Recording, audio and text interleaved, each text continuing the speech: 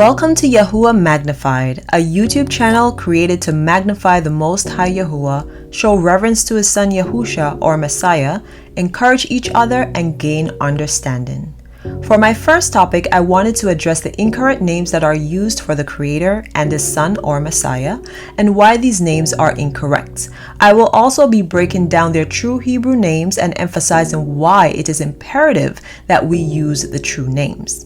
Breaking down all this information involves a lot of details, and since I do not want persons to get lost along the way, I have decided to make this video in 3 parts. So let's begin with part 1, which is who is Jehovah and Jesus.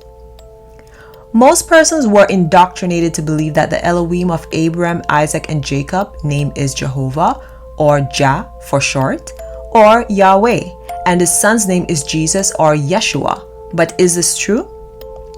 Let's start by addressing the names beginning with the letter J, which are Jehovah and Jesus, by looking at the history of the letter J.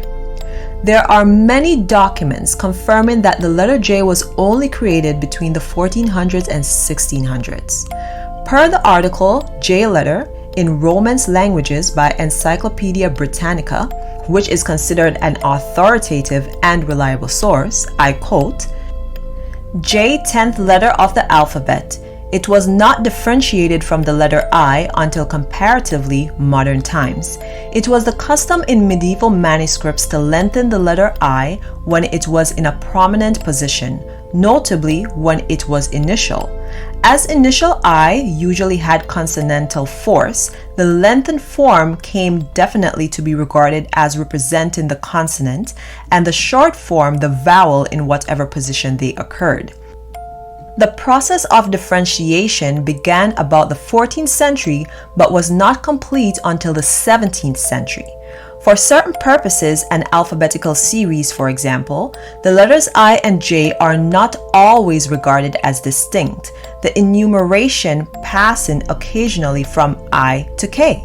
The original consonantal sound represented by the letter was the semi-vowel or spirant I, the sound of Y in the word yet. In other words, what this article is saying is that the letter J is a very modern letter that was created from the letter I during the starting of the 14th century, which was the 1400s, and being officially recognized in the 17th century, which was the 1600s. Prior to that, the letters of the alphabet went from I to K, as there was no letter J. Also at the time it was created, it took on a Y sound, which was the sound that the letter I carried since it was formed from the letter I.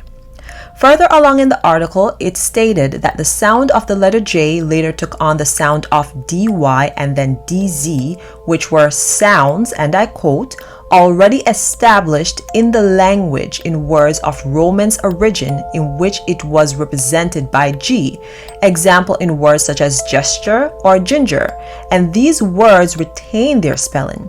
In English, the letter J represents the same sound, DZ, in all positions, and deviations from it are extremely rare, even in words of foreign origin.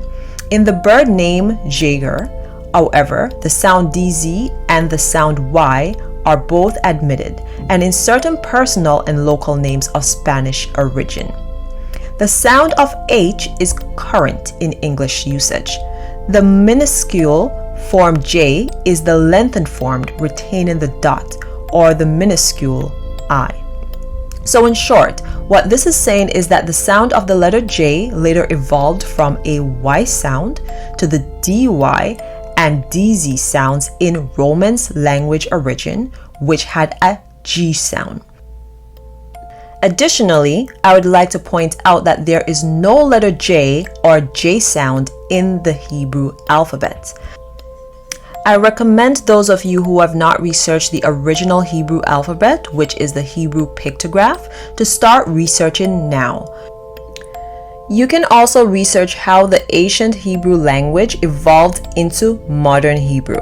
You will come to realize that all the names in the Bible with the letter J had their Y sound replaced, along with some additional changes.